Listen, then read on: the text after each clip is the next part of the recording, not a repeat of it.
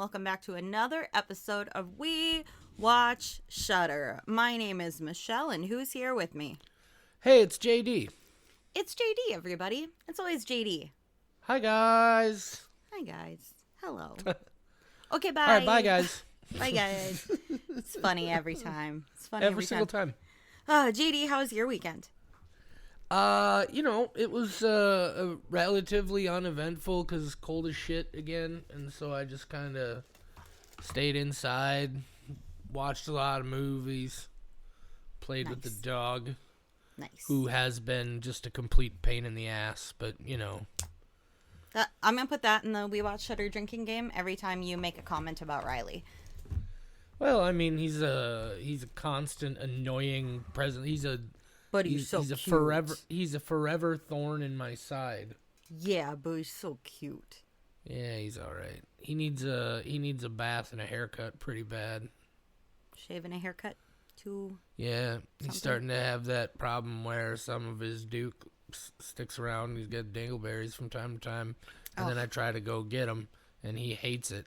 I don't understand how he'll let the lady at the groomer do it. But he won't let me get anywhere near his butt to trim up his dingleberries, and it's gross.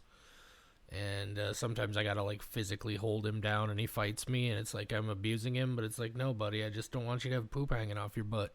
Yeah, guys don't like it when you do that to them. If you just chase them around, you're like, let me clean your anus. Like they don't. I'm not trying to clean his anus, Michelle. I'm just trying to clean the hair around his anus. Yeah. I mean, maybe you're scrubbing a little too aggressively and accidentally cleaning his anus, and he's not into it. I'm not scrubbing anything. I'm just trying to hold him still while I clip it off. Oh, maybe. Never mind. I won't continue. I won't continue for the sake of this conversation.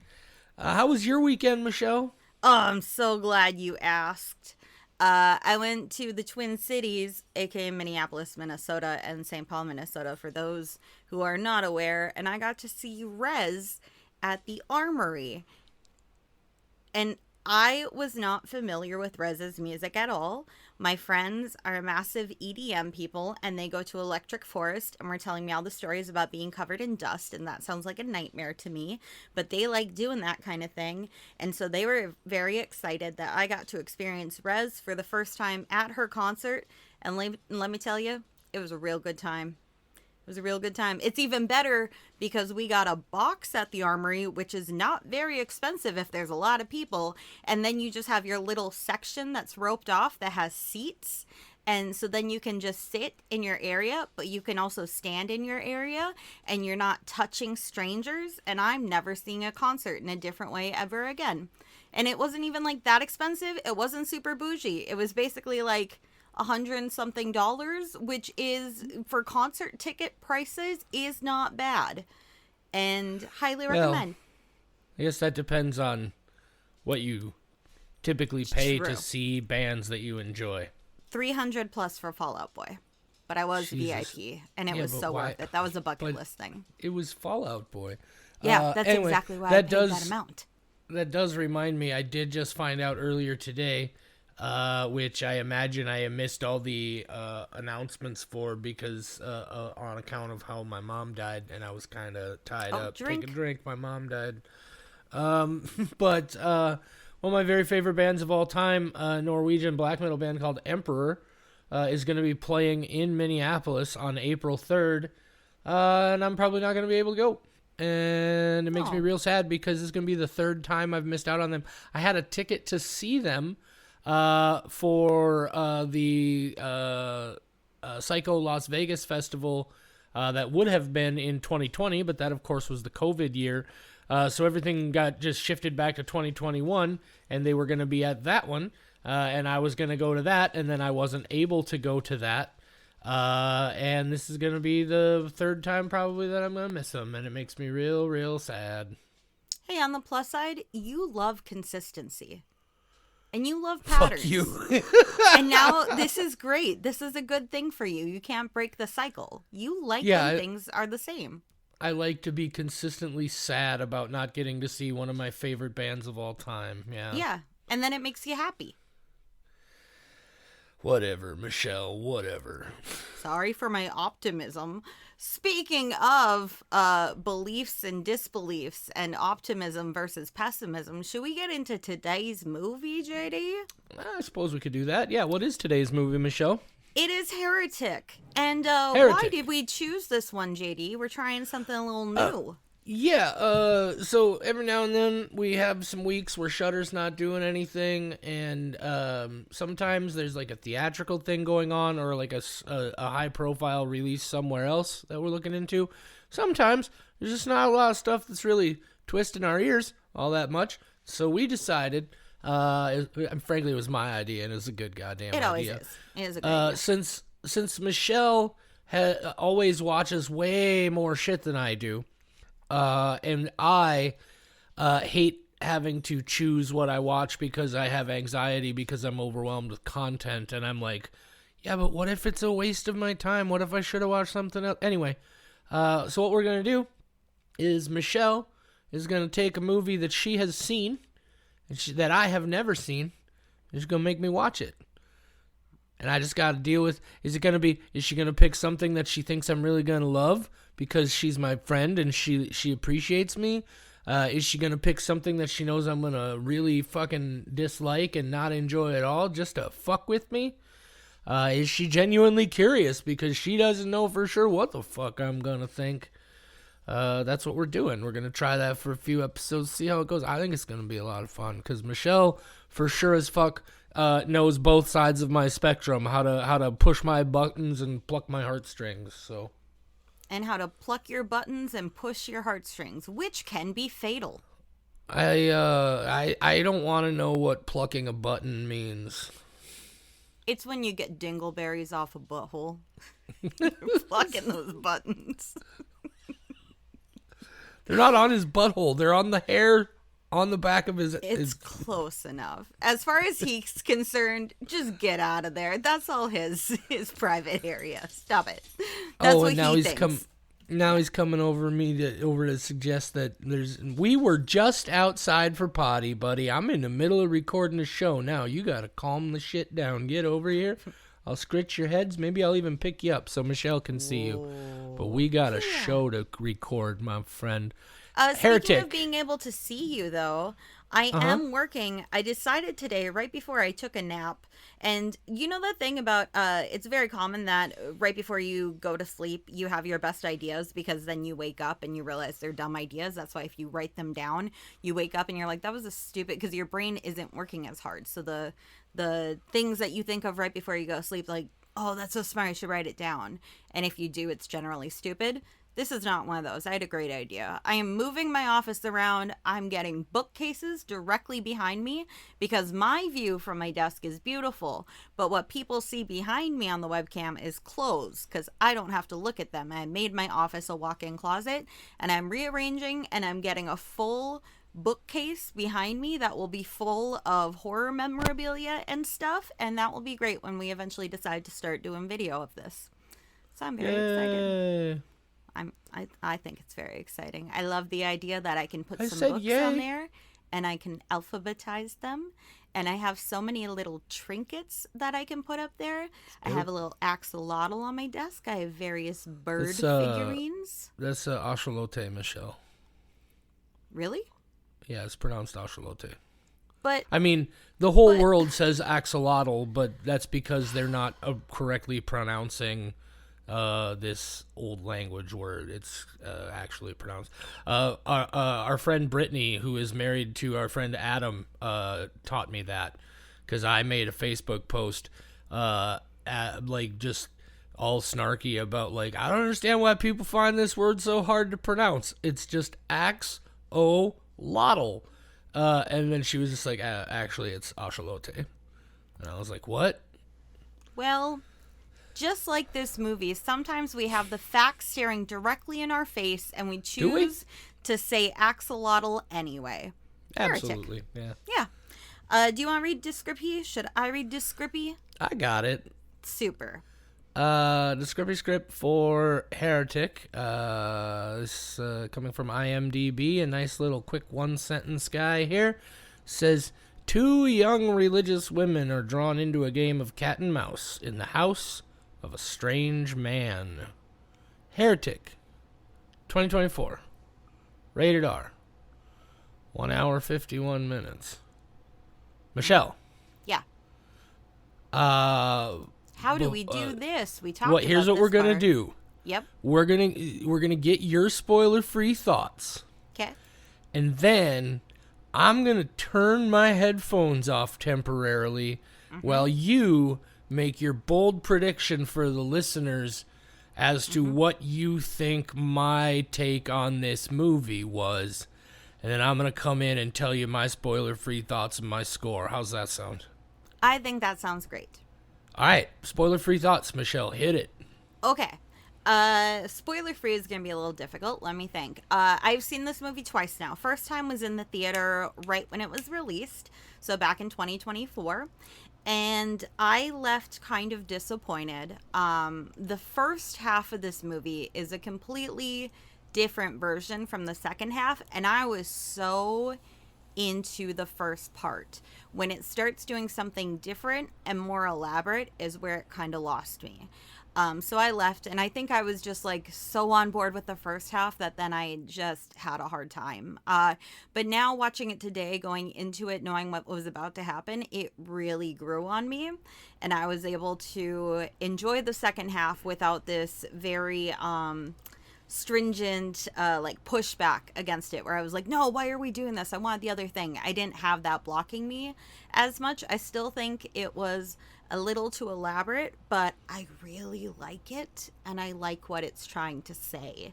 And I think, honestly, if you had asked me right after release, this would have been like a 3-ish score. Today, really, really fucking like it. Comparing it to other things I've seen on my list recently, let's go with a strong 4.56. 4.56. Just count it down. 456. Yep. For 4, 5, Heretic 6. From Michelle. Okay, Michelle, so here's what we're going to do. I'm gonna take my headphones off, turn those bad boys off, but I'm gonna leave my screen up, obviously, so I can see you. Yep. I want you to take a moment to predict my thoughts and my score, and then give me a thumbs up, and I will come back to you. Okay? Only if I can flail wildly instead of thumbs up. Can I flail? Sure. wildly? Just make some kind of a gesture. Excellent. I will flail. All right. Okay, I'm so excited. My audio is silenced. Can you try speaking? I am talking. Do you hear me? I can't hear a thing. Oh no, technical issues. Oh man, I could say anything except I can't because JD edits these episodes and he will listen to it later. So let's not talk about the thing I can't say.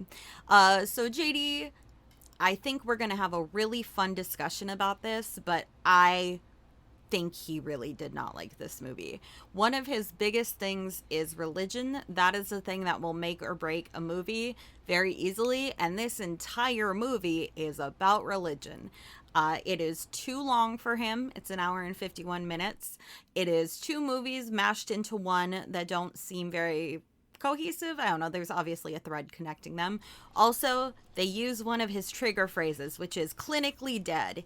He goes on rants a lot about how you're never actually dead until you're actually dead. If you come back from the dead, you weren't actually dead.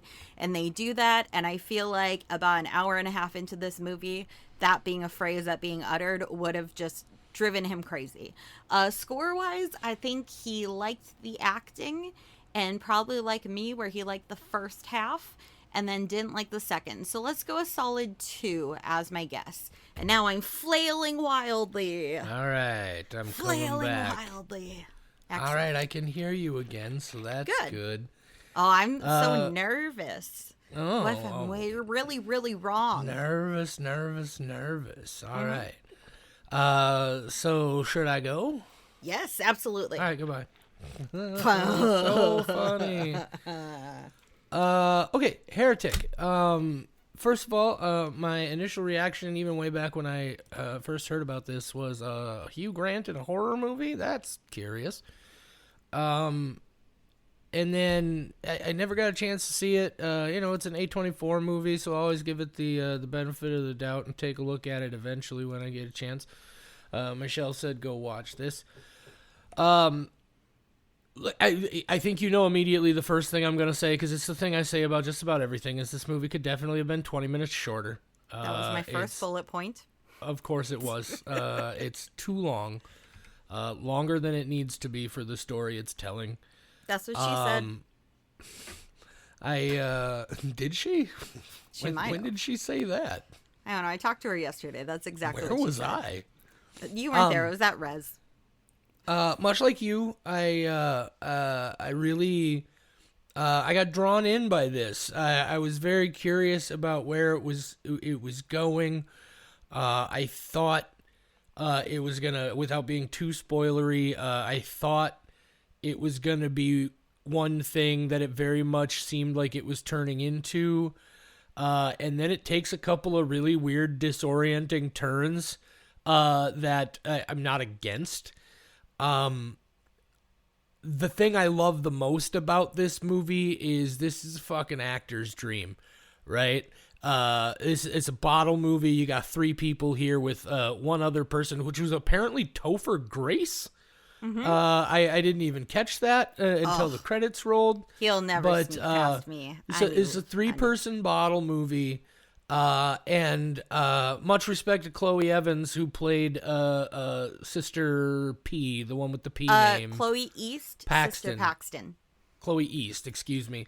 But I was especially taken by Sophie Thatcher and by Hugh Grant. Hugh Grant is just fucking chewing scenery through this entire movie, right? Like there's a level of absurdity and overtness to his performance. It reminded me a lot of, if people have seen it, the Watchmen TV series on HBO a few years ago, and Jeremy Irons playing Ozymandias, the older Ozymandias. Again, just in the best, most appropriate way, just fucking leaning into it. And I really enjoyed that.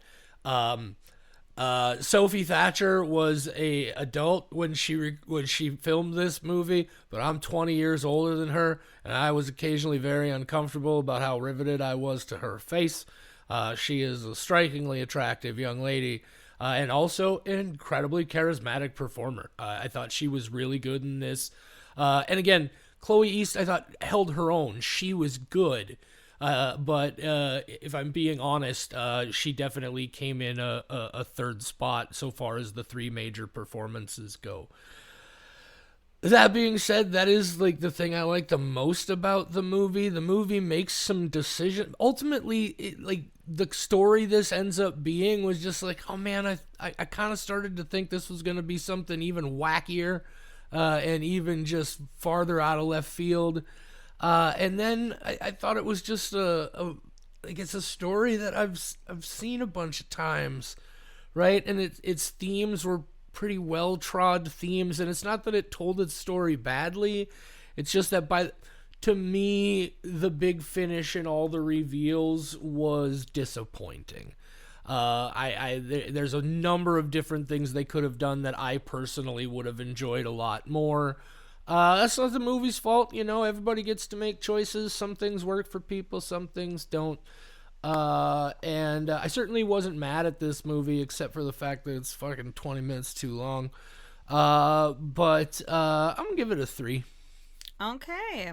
Higher than I thought. I predicted 2. Especially on the strength of the performances. If Hugh Grant and Sophie Thatcher hadn't been so fucking fun to watch in this, it probably would have been a 2. Yep. But goddamn, which is exactly what I thought would be. Well, and you know me, Michelle. I love a bottle movie. At least when it goes well. Like if you could pull off a bottle movie, man, that's fucking great. And I thought this. I'm excited to get into spoilers because I'm curious if maybe you thought some of the same things I was thinking about where this was maybe going. So. Mm-hmm.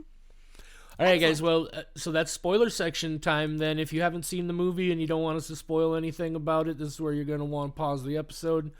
Otherwise, we're diving in. And as always, we kick off with Michelle's often imitated, never imitated, never duplicated,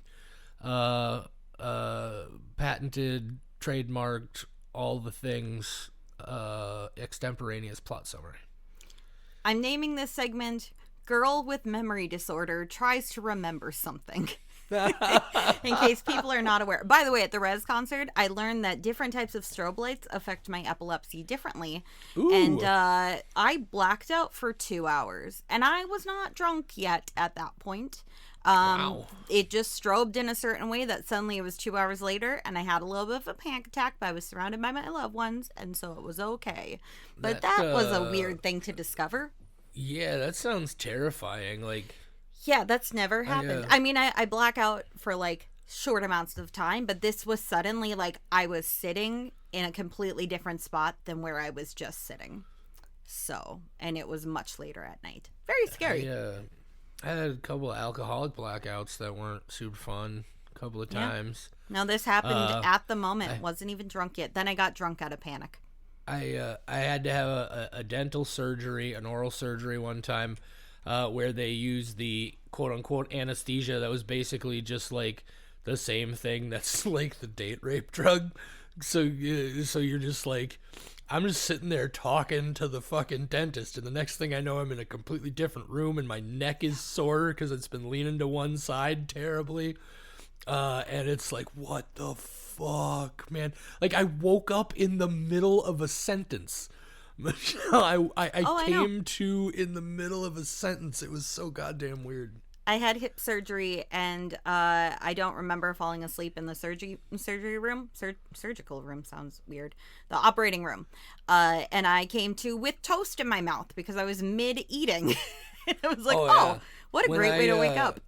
When I had my amputation, and this is another thing, I gotta figure out a way to start doing this somehow. But when I had my amputation, part of the amputated toe, routine, in case people are thinking you're like missing a huge limb or something. Oh yeah, it's just a toe, on my right foot, the fourth one, the ring toe. Yeah.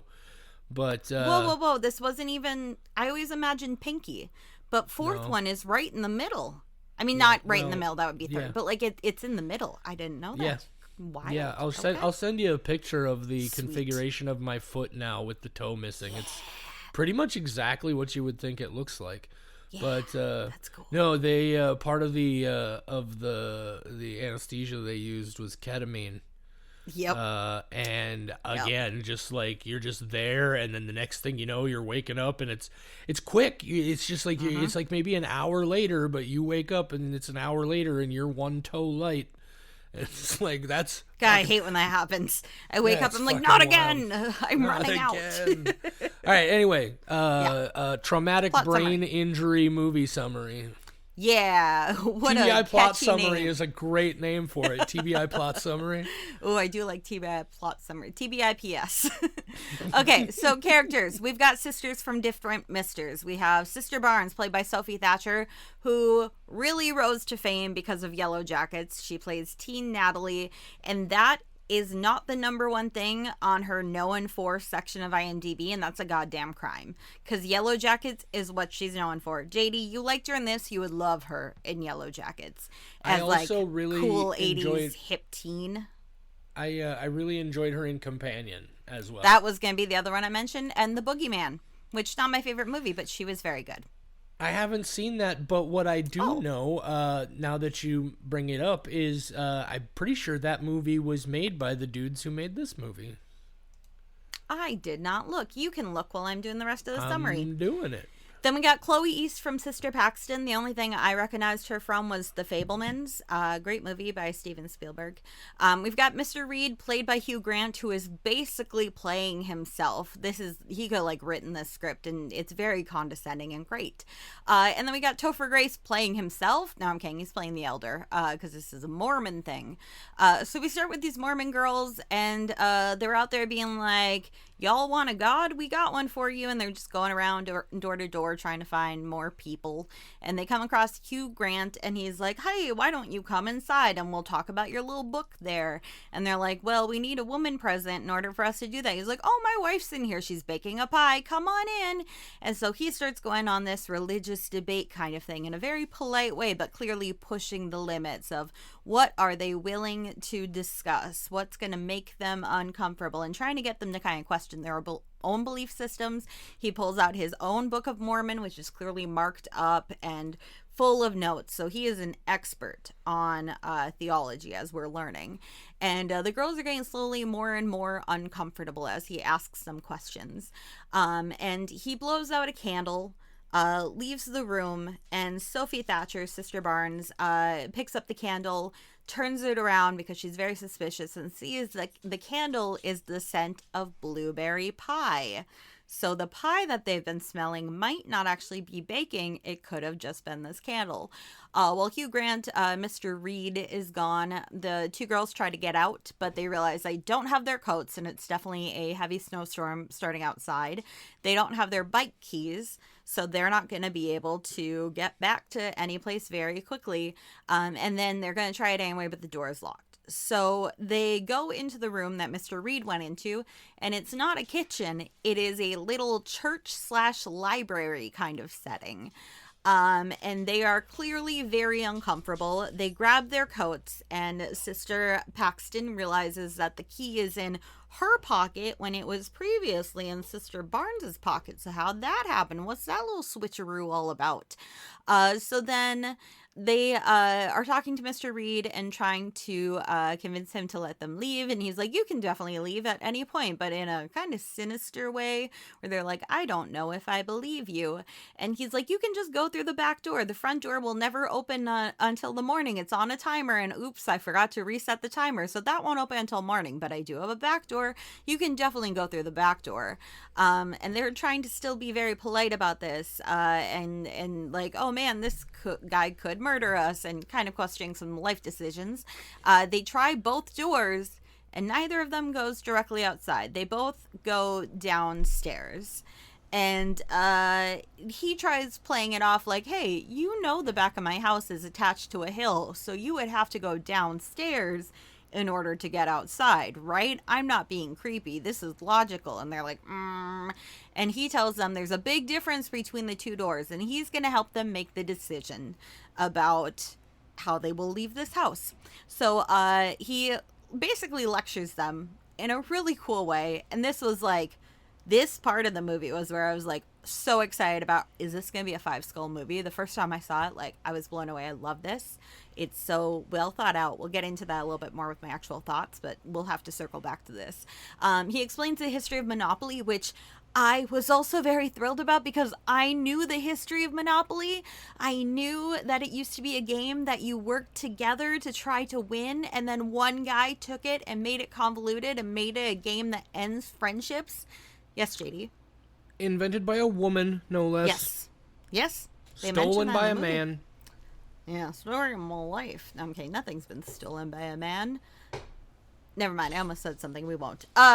So explain Monopoly. By the way, Greta, not Garbo.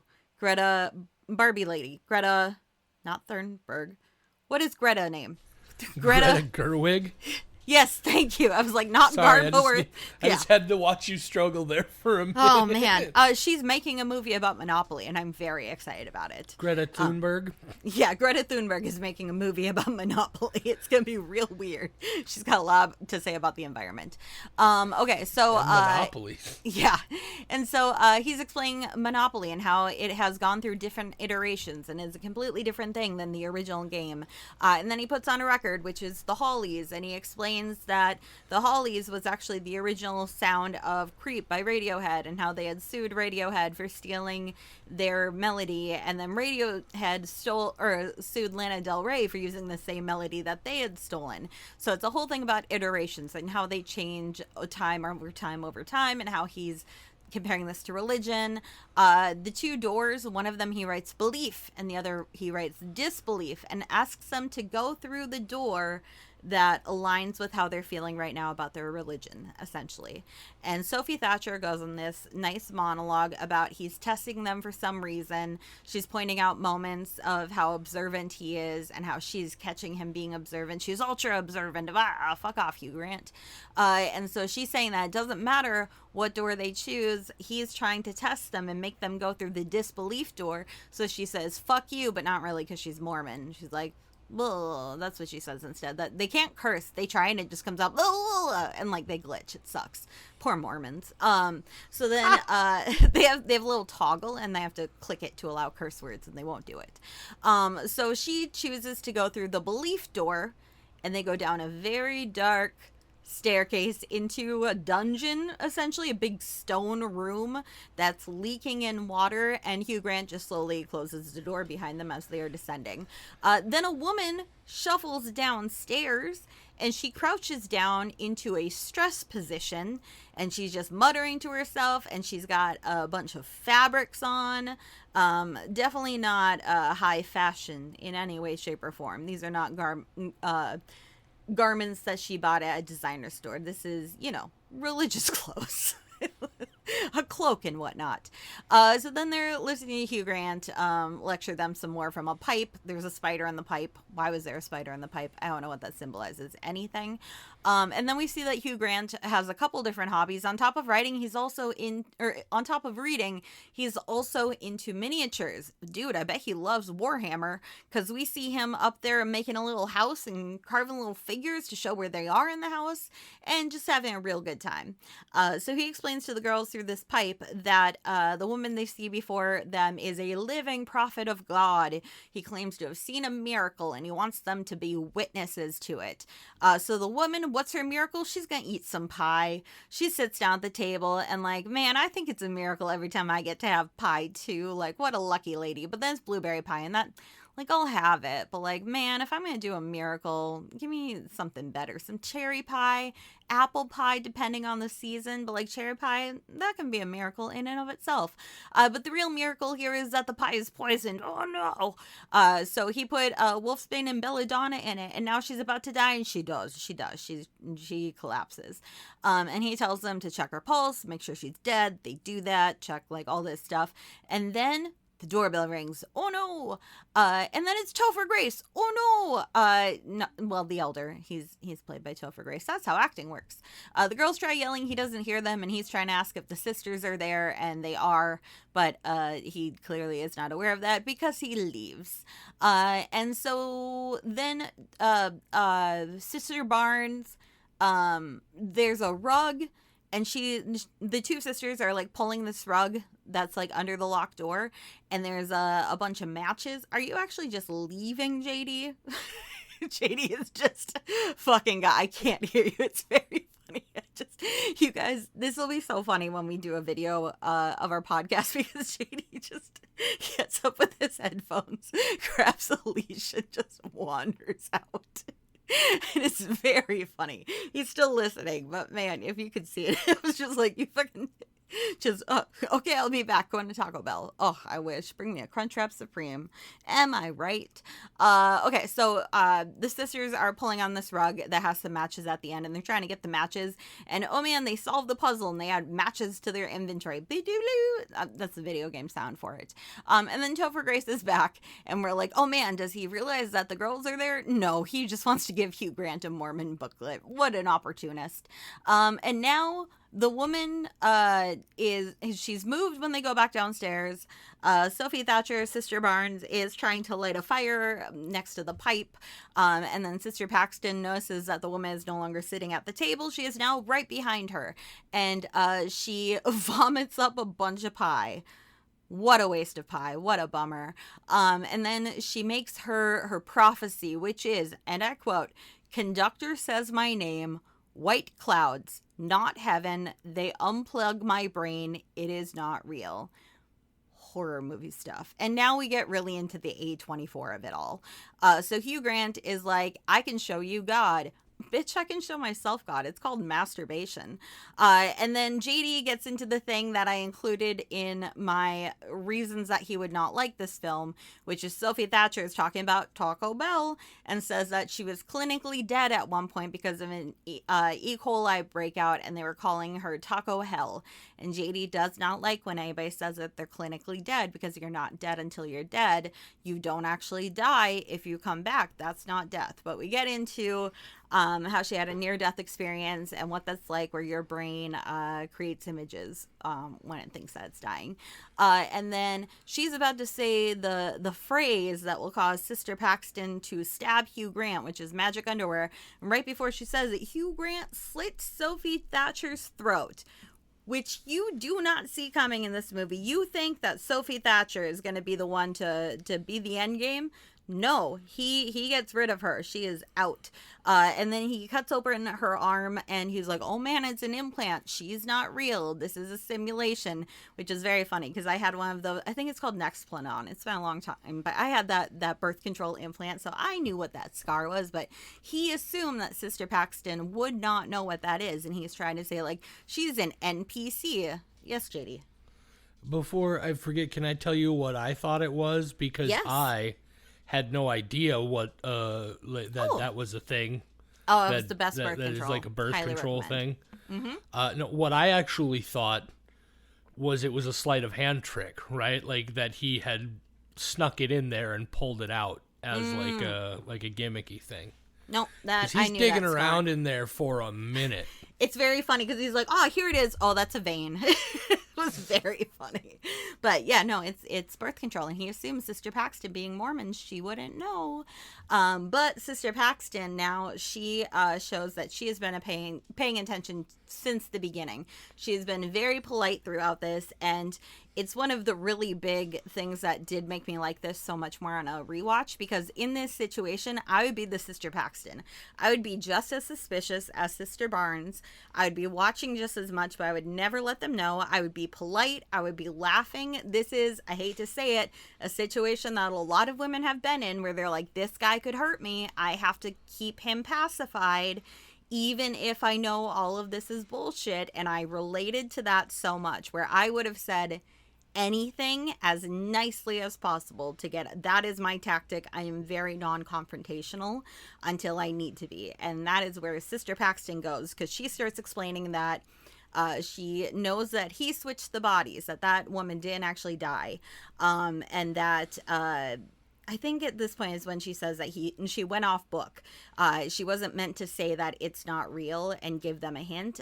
So Sister Paxton moves the table and she finds that there's a room down there. So she goes down there and Hugh Grant is just tickled pink about what's going on.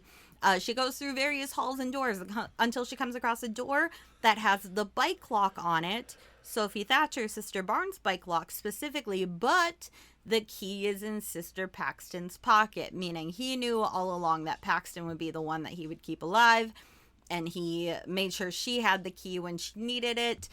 He's been orchestrating this. She has not figured out anything that he did not already predict. So she goes through and there's a bunch of women in cages, probably previous people who came to preach at him and now he kept, and they will be future prophets to like just keep, a little women farm going on, I guess. And he had said a whole bunch of things about polygamy earlier, and like these might be his wives. So then they're having a discussion where Hugh Grant is like, okay, now after everything you've seen, what is the one true religion? She says the one true religion is control. That is the theme of the movie, that all of these religions are generally meant to keep people subdued. And so then she stabs him and runs, and then he stabs her. What a fun game of eye for an eye, stab for a stab. And then as he's dying, he says, pray for us. And Sister Paxton says prayer doesn't work. And she talks about the Great Prayer Experiment, which is where a bunch of people tried to pray versus a bunch of people who didn't, and they had the exact same result, meaning that prayer does not work. But she finds it a beautiful concept, and that people think of others outside of themselves, and that's why she does it, which is a thing I firmly believe in. I really enjoy prayer when it's done sincerely. I think it is a nice, thoughtful thing, and it inspires positive change in people by thinking about other. We don't have to get into it right now. But surprise, bitch! Sophie Thatcher's still alive. Surprise! I bet you thought you'd seen the last of me. That's American Horror Story. So she hits Mr. Reed in the face with a board and nails through it. Oh my God! Didn't see that come in. Now she's actually dead. For real? Maybe. We don't know. So Sister Paxton, she finds a window and she gets out, and she winds winds up outside where the ground is covered in snow. It's a beautiful post-storm day. And just like the white clouds that the prophecy had predicted, she's now outside. And earlier at the very beginning, she had talked about what she hopes happens when she dies, which is that she becomes a butterfly and she shows up to all the loved ones in her life so that they see her appearance and they know that she's there with them. And as she's sitting there in the snow, a butterfly lands on her, and it probably means that Sister Barnes is there watching over her. But then she blinks and the butterfly's gone and her hand's bloody and she is just sitting there. And then the movie ends and it plays one of my favorite songs, which is oh my god, I immediately blanked out. Knocking on Heaven's Door. No, Fade Into You. It starts with Knock on Heaven's Door, but it becomes Fade Into You by Mazzy Star, and I fucking love that song so much. Yeah, and that's the ending. Ta-da! Starts with Knocking on Heaven's Door as performed by Sophie Thatcher, in fact. Did not know that. Yep. I did not know that. Okay. Well, JD, thoughts? Yeah, I have a a couple lot of to things. say, so you start. First thing I want to throw out here is just a moment ago, you said that, surprise, Sophie Thatcher's not dead, and she smacks him in the face with a board with some nails on it, which nobody saw coming. I saw that coming when they first went down into that room, and she's trying to get up towards the ceiling to get out. She tears that board down, and it falls on the floor, and they give you a nice close-up of this board with these 3 nails sticking out of it, and my immediate reaction was, oh, somebody's getting killed with that. But And you it saw Sophie Thatcher coming back to life to do it? Oh, no, absolutely Okay. not. I didn't see that part coming at all, because that's one of the things, the last chunk of this movie, really, from a thematic point of view, look, I'm going to be straight with you. I thought maybe, and I was kind of hoping, that Hugh Grant was going to turn out to be the goddamn devil himself. I was hoping we were going to get really A24 with it. I am the exact same way where I wanted it to continue being just straightforward cat and mouse debate, or get really fucking weird. It didn't go far enough either direction. Even at the end, when there's like, she starts noticing there's like all the pictures on the wall of like the circles of hell and purgatory and on down through that and all that, and the idea of the house where each new step is a level down, and then he gets into the very, very bottom, and there's all those doors with those arcane symbols, and he's talking that whole thing, not even necessarily the devil, but he's talking all that stuff about iterations, and I thought maybe it was going to be like, oh, all of these things are just variations from around the world of the actual true story, like the whole monomyth kind of concept, and that he was maybe somehow affiliated with that somehow. I thought it was going to go just like full, and then it's just like, oh, he's just a guy who, I mean, don't get me wrong, is fucked up, but he's like not even a killer, it seems. Not even as if what he does is any better at all. But he's just a fucking psychopath who kidnaps women and browbeats and tortures them into following him because, oh, religion is the opiate of the masses.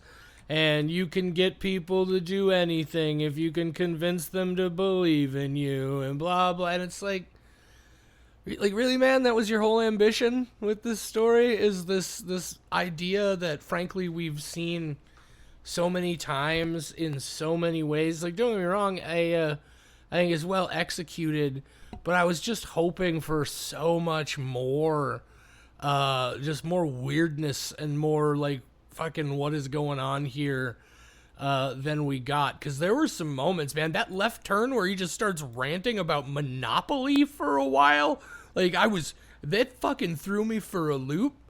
And then like they get downstairs, and of course it turns out that both stairways lead to the exact same place. Oh yeah, right? I forgot to mention that. Yes. Yeah, they both lead to the exact same room. Belief or disbelief, it doesn't matter. Ultimately, all this stuff. But yeah, I wanted it to get real weird, and it stayed pretty plain. And at the end, my big problem at the end is She got slashed in the throat and was ostensibly bleeding out for a couple of minutes. There's no way she came back. She was still alive enough to get up for one last stab at that dude. Okay, No hold up. fucking way. I have a lot to say about the ending. This is a great segue. So I- tell me what you think specifically about the ending. What do you mean? What do I think specifically about the ending? Do you think it was literal? Do you think it had anything to say? Was there a message there? Was it metaphorical? I don't know. I guess I took it as she got away. Okay. And you're certain of that. Do you believe or do you disbelieve? No, Michelle, I'm not actually certain of anything ever in my entire life. What I'm telling you is, Jesus, here we go. Go ahead. Yay! Tell me all you've about activated.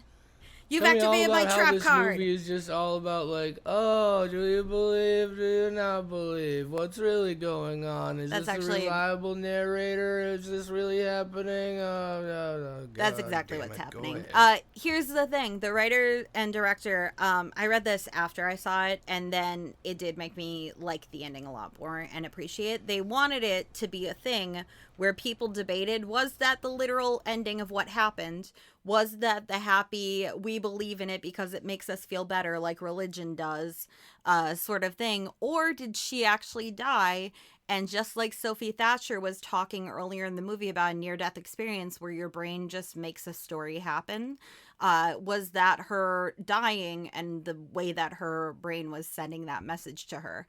And it was less about like, what are people going to interpret, and rather, how are they going to be, will they be certain? And they were very curious to see who will be certain that they understand this ending, even though we know that it's supposed to be ambiguous. Like, they know the meaning of it, but other people will be like, oh yeah, definitely it was literal, or oh, it was metaphorical. And they're like, yeah, that's the point. Like, you don't know for sure, and yet you make your decision, and we're telling you it's not supposed to be like that. And I thought that was really cool. There was a movie that they referenced, I don't remember the name of, but there was some movie where people were leaving the theater getting into massive arguments about interpreting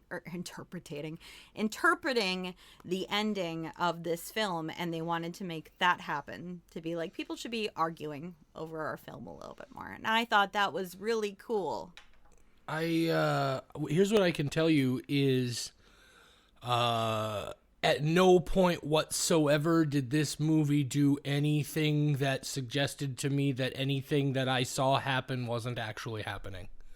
That idea never even crossed my mind until you suggested it. That's and it's crazy. telling to me that there's a thing you said there where it was like, after I read this thing that they said and then I watched the movie again, I was able to appreciate it more. If I need you to explain your movie to me before I watch it in order to be able to really understand it and get what you're trying to say, that's a bad connection. See, the thing to me is, I never thought it was literal. I always thought this is, from this point forward, she died. Like, I did not believe Sophie From what Thatcher. point forward?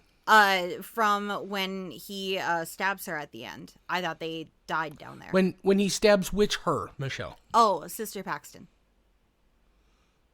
So when he Chloe's. stabs her in the gut, it's all over from there. Well, I mean, pretty much. She starts praying, and then they cuddle, and he's like that, and she just dies. And he goes to stab her again, so I'm sure she dies at that moment. We don't see that. Her brain recreates that. Yeah, that thought never crossed my mind for a moment.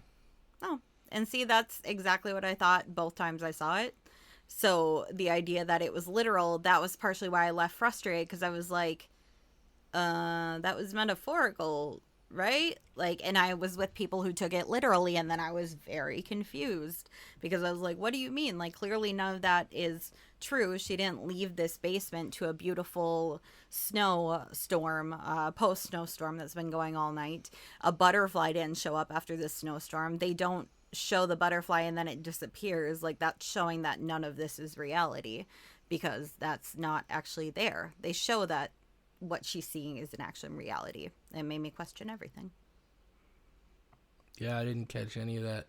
Probably because by the time we got to that whole big... It's too long. It is. It's too fucking long. Yeah. And see, this is why I could have gone more straightforward. I didn't need the whole prophet thing. Honestly, like that, like it, or a simpler version, like show us that he's been kidnapping women, but like women in cages that he's keeping multiple of when he only ever needs like 2. He's just got a little farm down, which is creepy on its own. He does get into like, oh, I keep them a little hungry and cold because they're easier to control because the true religion has control. But like that's too many women to keep. Keep like 1 or 2. You don't need that many women in cages, you guys. That's too many women. Well, and just to touch back on what we were just going over there, like, I mean, you know me. I am not a fan of, like, I don't mind somebody who will say, no, there's definitely a right answer and a wrong answer, but I'm not going to tell you what it is. Mm-hmm. That I'm okay with. The whole idea of like, no, this is just deliberately ambiguous and it's what people decide. And like, I don't know, the whole thing almost makes me like it even less. I prefer, or maybe that at least explains why this didn't connect with me is I prefer a story. I would rather the storyteller make a decision that I dislike than make no decision at all. That's just the way I prefer my stories, I guess. But I did forget to big add thing in my notes about why I didn't think you'd like it. I was going to put the ending and that you were going to be frustrated by whether it was ambiguous or not, and then I forgot to actually write that down. But it's very funny because I think that if you had thought it was ambiguous, your score would have gone down from the beginning, regardless of whether you thought the writer or director had intentions. Oh no, absolutely. I was gonna say, Michelle, if I had known that going in, or if I had picked it up, I probably would have given this a 2 instead of a 3. We can downgrade. We made a rule. No, we talked of course about this. We can. After discussing, we're allowed to change I know. the episode. Okay. I know, but I feel like that was my experience at the time because honestly, and I think even more than it being a little overly long. I think a lot of what took me out of it in the end was just that thing of just like, oh, this is just like a crazy dude who thinks he's like some sort of charismatic religious leader and he just kidnaps women and keeps them in his house. And I say just like that's not an insane fucking thing, but you know what I mean? Mm-hmm. And so I kind of detached. And so I think maybe... I missed some of that because I was just like, oh, at that point I was just watching it for the plot developments, right? Just like, okay, now they're gonna have an argument, and now I took it as a very normal, like over the top fighting, surviving absurd injuries sort of horror movie thing. And yeah, that idea that it might be, which is interesting because I'm usually the guy who's just like, none of this is fucking happening. I mean, I didn't get that from this at all. And it's wild. Yeah, definitely. That's what I thought the entire time. I did, the part where I said that it made me appreciate it more was learning that it was meant to be ambiguous and the reasons for that, because in other movies, kind of like you, where it's openly ambiguous just for the sake of it, might drive me nuts. This movie, it makes a lot of sense. Belief versus disbelief. What do you believe? Despite being shown everything, you still have to choose. Like, which of these paths are you going to go down? Are you going to believe what we showed you, or are you going to disbelieve it and choose to think a different way? Or do you believe what you know to be true, which is that we saw Sophie Thatcher get her throat slit, and it's not really possible that she came back to life and followed them down this hallway later. And I think in this movie, it's one of the few exceptions where leaving it deliberately ambiguous, I think, is perfect. No, well, and now that you point it out to me, I'm obviously like, oh, yeah, that sort of explains some of the absurdities I saw at the end, where I was just like, wait, I watched her get her throat slit and bleed out, and now you're going to tell me, oh, she didn't quite die yet. I thought it was just one of those just over-the-top kind of ridiculous surprise horror endings. Mm-hmm. A very A24 ending. No, just like that thing where where, you know, just at the last minute, somebody you thought was already dead comes back to save the day and was one last valiant effort to get the bad guy. And no, and now that I think about it, I'm pretty sure at the end, you said a butterfly comes to land on her hand. I don't think we actually see it land. I think we just see her look at her hand and there's a butterfly there. And then she looks again and it's gone. And I was curious about that. So yeah, now that you pointed out, I feel like, yeah, maybe that's probably exactly what was going on. And I was just so detached by that point that it didn't register. I'll be curious if you choose to rewatch this in several years from now, because I know it's probably not on your list to rewatch anytime soon, and to see if, knowing what you know, whether you do appreciate it a little bit more and the ending actually works for you. Because that is truly what happened for me, where I left and I was like, what the fuck was the last half hour about? Because I feel this movie could have gotten the same effect and better without the prophets. I don't like, he could have even like sent them, like, there's different ways to show that he's in control. I think that was just a way to make it more sensationalized. Part of it is because this was a movie that was wide released through like on theaters. Like, this is a mainstream movie from guys who have done other mainstream movies, A Quiet Place being the big one. And was it not marketable to make it just Hugh Grant arguing with two girls for the entire film? Yes, Judy. Quickly, just while you've mentioned the writer-director pair for this movie and that they did the Quiet Place stuff, they wrote those as well. I double-checked, and yes, they did make that movie, The Boogeyman, that Sophie Thatcher is also in. So yeah, and they're very familiar with mainstream audiences. So, I mean, I'll definitely be checking that out. I don't know, Michelle. I don't know that it's something that I would go out of my way to see again.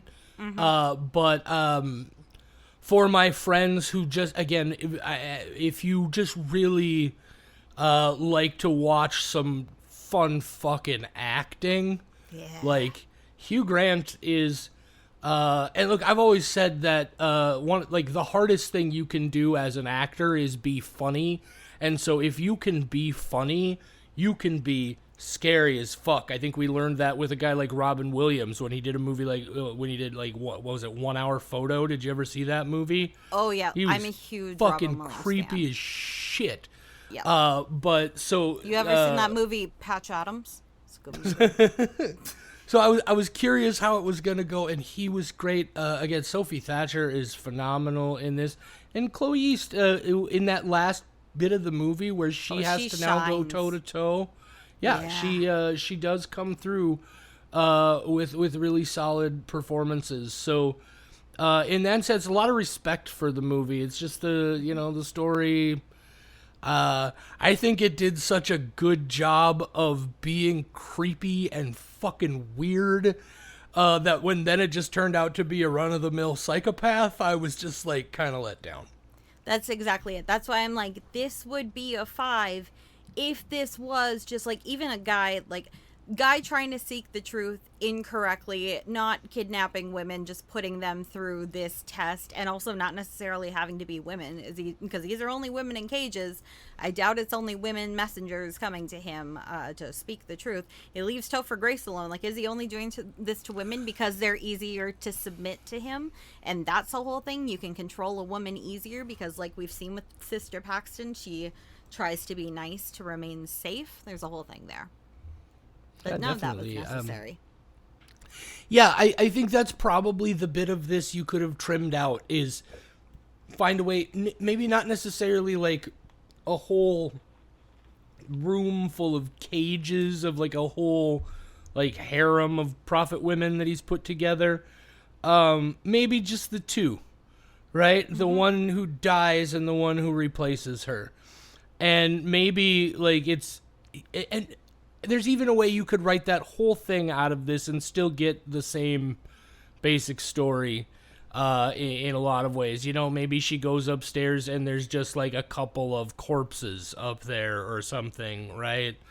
And it's whatever, but yeah. I don't know. big criticisms I saw was that people were like, oh, Sister Paxton is suddenly really smart and aware of what's going on. And I love that people took it that way because they misunderstood her character, which is she was very observant from the beginning. She mentions that the very first time he left and came back, she noticed his hair was wet and that he'd been outside, and she knew something was up. And you can see her being very anxious throughout the whole thing, looking for weapons around the room. And I think as someone who has been in this situation, but not exactly, but you know, like, this dude's gonna hurt me unless I play along with what he's saying, I think that, oh god, her character shines. I really like her. And I feel like in that case, I think people are misinterpreting what's going on. I don't think she was ever stupid. She was timid. Exactly. And that's the change that you see. She's always been following what's going on here. She just, frankly, Sister Barnes is a little bit more extroverted and charismatic. Convert. Right. Yeah. And she's convert. And so she doesn't really come into her own until Sister Barnes is dead and she has no choice. Yep. Right? And then when that moment hits, like, she definitely rises to the occasion.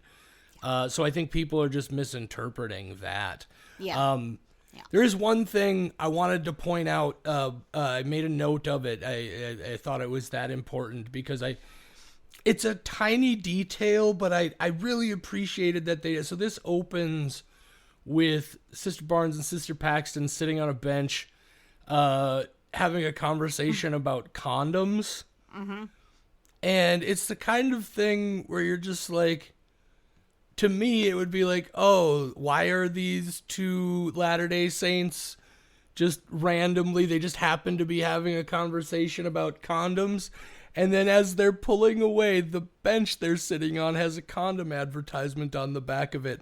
And it's a detail where it's like, oh, that's why they're talking about it. There's a condom ad on the bench. Like, that was the thing that, to me, I was just like, man, I fucking appreciate that. That's really fucking, I like that. They're not just happen to be talking about condoms.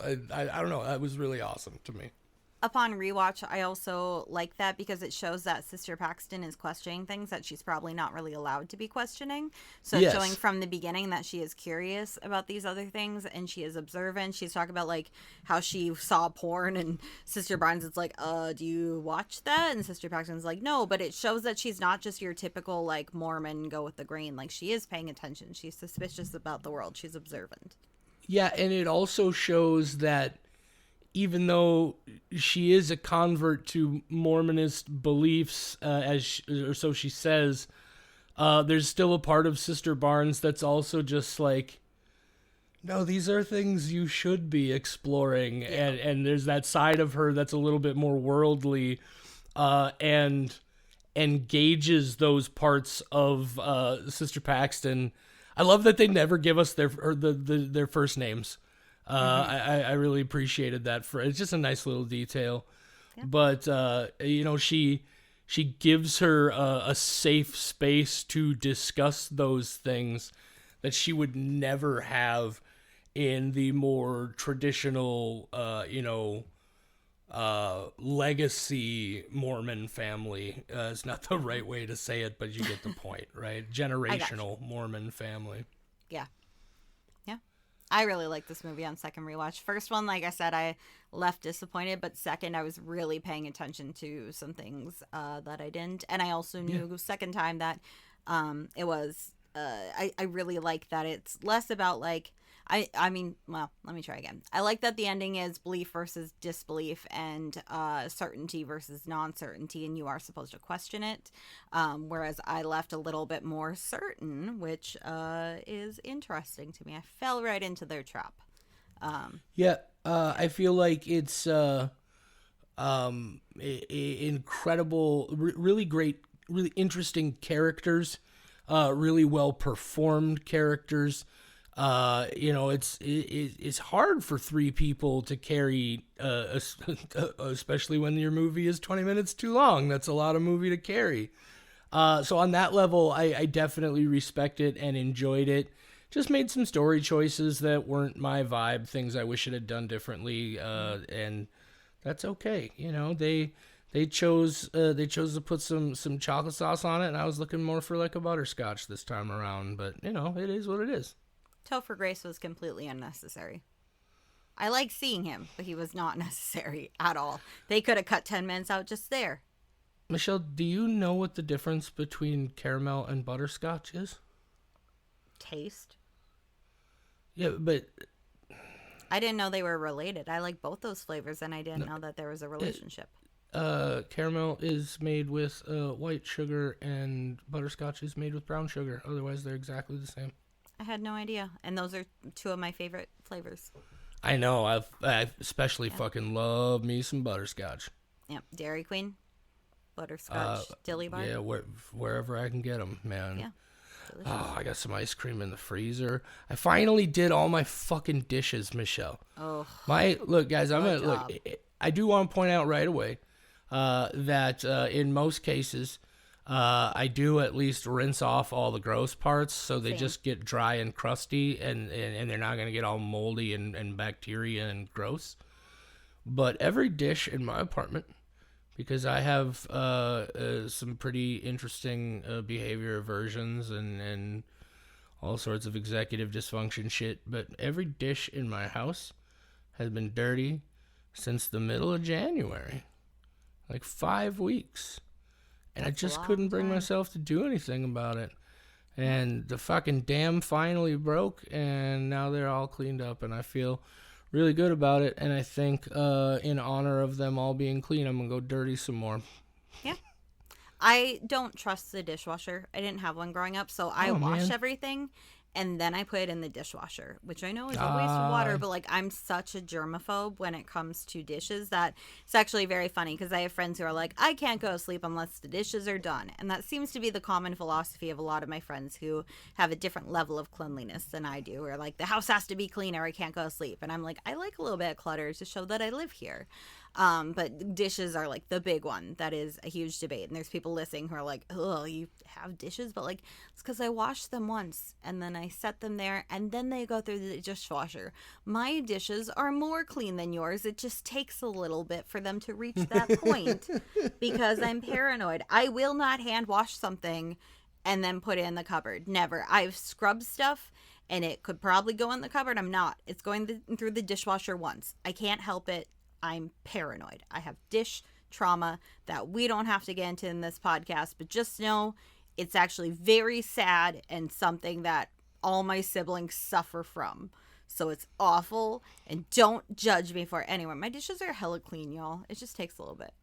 Nice. Yeah, mine are pretty nice to clean up. I also did a real heavy-duty cleanup job on my 2 cast iron pans.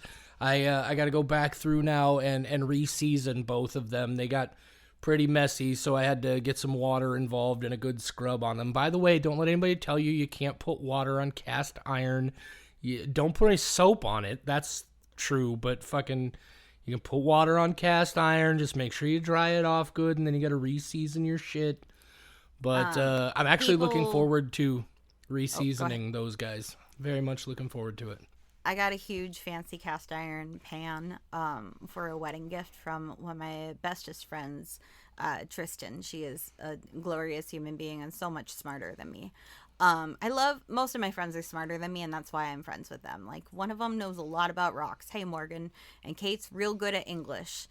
So, you know, like, I got friends for all sorts of skill sets so that when I need to make my Final Fantasy team, I got the different skills for battle. Anyway, she gave me a cast iron pan.